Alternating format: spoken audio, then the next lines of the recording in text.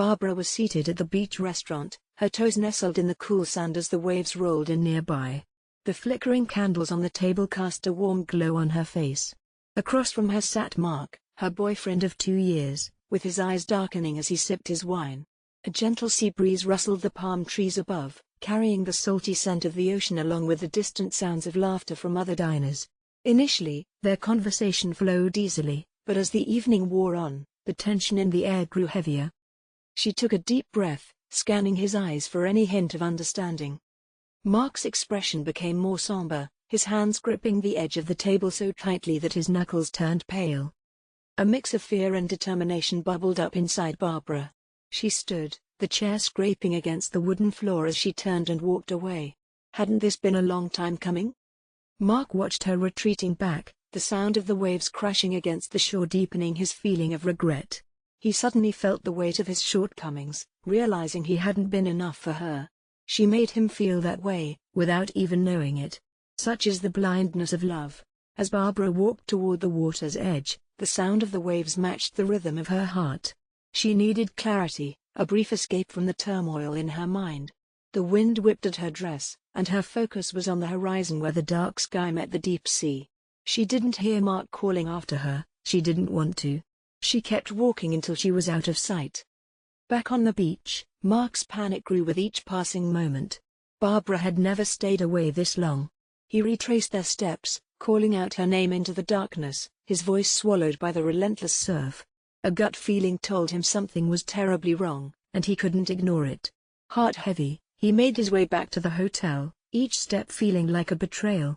In the harsh lobby light, the reality of their fight hit him like a ton of bricks. He had to find her, to explain, to mend things. But when he reached their room, it was empty. The next day dawned hot and humid, the sun glaring in the sky as Mark searched for any sign of Barbara. With every passing hour, his anxiety grew. The local authorities were sympathetic but limited in their resources. They suggested filing a missing person report, and he reluctantly agreed, his mind racing with countless troubling scenarios. The police took his statement, their probing questions making him uncomfortable. Had they argued? Did she seem upset? Where could she have gone? Mark felt the walls closing in, the weight of their suspicion a crushing burden. Days turned into a blur of interrogations and fruitless searches. The detectives spoke in hushed voices, their gaze never quite meeting his. Whispers grew louder, glances became more accusatory. Then, the moment Mark had feared arrived. He found himself handcuffed, the cold metal biting into his wrists. As the reality sank in, he felt the world spinning around him. Now he was a suspect in Barbara's disappearance. Outside the jail cell, doubt and betrayal clouded the air, and he realized he had to find a way to prove his innocence and escape this nightmare. Meanwhile, Sarah, Mark's sister, couldn't stand the quiet. She knew Barbara wouldn't just vanish without a trace, not like this. With fierce determination in her heart, she took matters into her own hands. She hired Detective Harris, a grizzled veteran renowned for solving intricate cases. His keen eyes sparkled with intelligence, making Mark uneasy. Could he truly be the one to locate Barbara? Detective Harris sensed there was more to this story than met the eye. The island residents' hushed conversations painted a picture of a tumultuous relationship, filled with passion and secrets. He understood that love could inspire desperate actions, but was Mark genuinely capable of murder? The notion of Mark spending the rest of his life behind bars for a crime he didn't commit fueled Harris's resolve to uncover the truth. But what was the truth? Barbara changed into black jeans and a hoodie, hurriedly stuffing her dress into a bag. She didn't bother with shoes, she'd run barefoot if necessary. The sharp rocks hurt her feet, yet she pushed through the pain, dashing to the water's edge, scanning the horizon for her boat. In the distance, she spotted it, a small silhouette bobbing on the waves. That was her way out. Without a backward glance, she waded into the surf, the cool water enveloping her legs, then her waist, then her chest. Each step felt heavier, but she pressed on, driven by the hope of a fresh beginning. The boat was drawing closer, the moonlight reflecting off its metal oars. As she reached the boat, strong hands grabbed her from behind, pulling her inside. The boatman she had hired nodded curtly, rowing away with rhythmic splashes. Barbara's heart raced, but she forced herself to breathe. For now, she was safe. Her plan had worked thus far. The ride to the island was quiet, just the sound of the oars dipping in and out of the water. Barbara's thoughts raced ahead, worrying about what lay ahead. Her ex-husband, Chris, lived on the island, blissfully unaware of the chaos she was about to unleash. She had to be cautious, ensuring she wasn't seen. She needed to confront him alone, before anyone could interfere.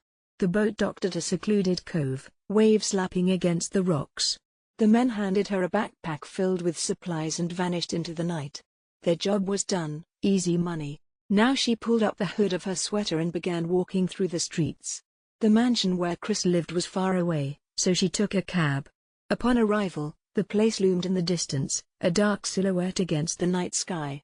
Approaching, she noticed a flickering light in and out the window. He was awake. Taking a deep breath, she climbed the hill, gripping the gun she had brought. This was it, the moment she had long anticipated. The sick revenge she had planned was finally coming to fruition. Her heart raced as she reached the mansion's iron gates, which were unlocked. A shiver ran down her spine, but she brushed it aside. Tonight was hers.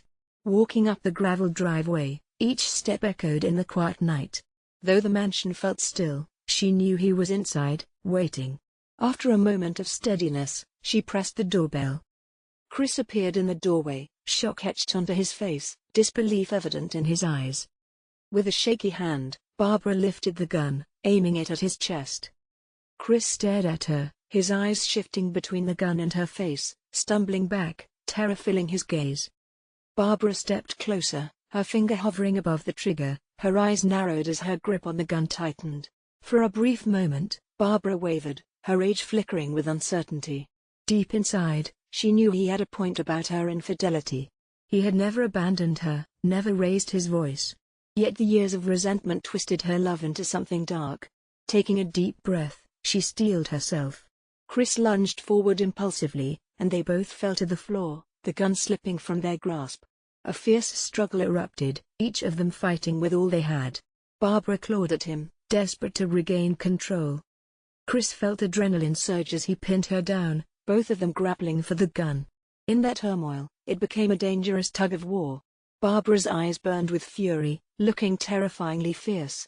Suddenly, the gun went off, the sharp sound breaking the mansion's stillness. For a fleeting moment, time froze, with only the ringing in their ears piercing the silence. Barbara went limp beneath him, her eyes unseeing as they stared at the high ceiling. Panic surged through Chris as he realized he never wanted this to happen. The gun slipped from his hand and clattered onto the floor as he pushed himself away from her. The gravity of his actions began to wear on him, turning his stomach. He had killed Barbara, the woman he once loved, the woman who had come to destroy him. The grand hall felt tainted by the stench of death. He needed to think, needed a plan. Calling the police flickered through his mind, but fear held him back. They would never believe him after everything Barbara had done. Chris stumbled into the study, his mind racing. He poured a glass of scotch and downed it in one go, the burn doing little to ease his horror. He knew nothing of Barbara's new life, or of Mark. To him, she remained his ex-wife, the woman who left him for reasons he couldn't grasp. He had moved on, building this mansion as his sanctuary away from her pain. And now she had returned, finding him in the one place he thought was safe. As he gathered his thoughts, he realized he had to dispose of the body, to hide the proof of what had occurred. All he could think of was Barbara's lifeless gaze boring into him. He had never desired an end like this, nor wished her harm. He merely wanted liberation from her, a release from the continuous reminder of their failed marriage. With trembling hands, he dragged Barbara's lifeless body into the backyard. The moonlight cast a cold glow over the well-kept lawn, making the flowers appear to wilt in her presence. Chris felt sick as he began to dig a shallow grave, replaying the moments of their struggle in his mind, the sound of the shot echoing in his ears. Each shovelful of dirt felt like part of him was being buried too. When he finally finished, he laid her down gently, her lifeless eyes fixed on the uncaring sky. He whispered a prayer he hadn't uttered in years, hoping she'd find peace in death that she never found with him. As he covered her with soil, he recognized the irony in this. It was an act of self-preservation that turned him into the monster he feared she'd make him.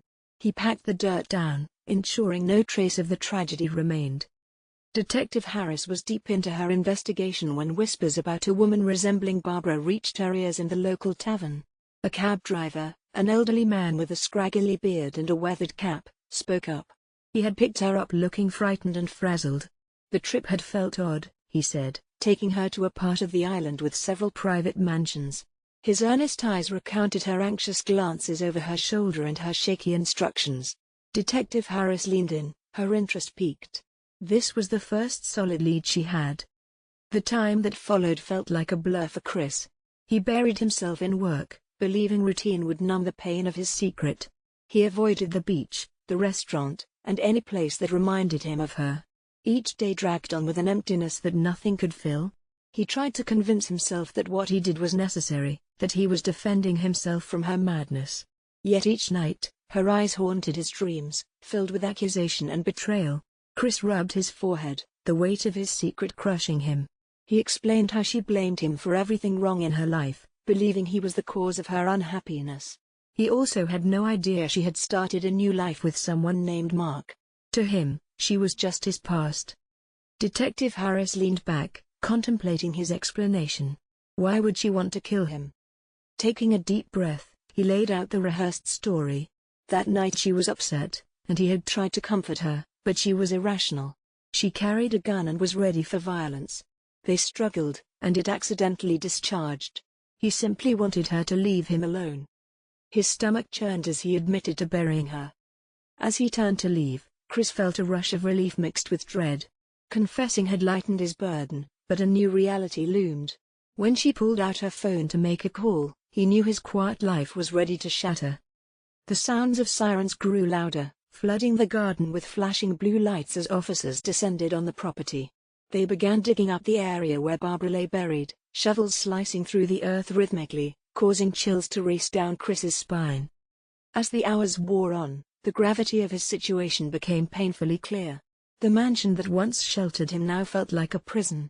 Watching the chaos unfold from the window, he realized he would spend the rest of his life atoning for one horrific mistake. He was found guilty of involuntary manslaughter, a lesser charge reflecting the emotional turmoil he had faced. The sentence was light, but still, years of his life slipped away in a moment of fear and desperation. As officers escorted him away in handcuffs, Chris contemplated the bitter irony. Barbara had come to end his life, yet it was her own life that was lost. Now he was left to confront the aftermath of her choices. The mansion that had served as his refuge became a haunting reminder of their tragedy. Years passed in a blur for Chris as he served his sentence in an Italian prison, perpetually tormented by the memory of Barbara's lifeless gaze. He reached out to Mark in hopes of an apology, but received no response. Each day, his guilt became a heavier burden, a constant reminder of the woman he had lost. Upon his release, Chris returned to the mansion, now a dilapidated shadow of its former glory. The gardens had overgrown, the once pristine lawn overtaken by weeds.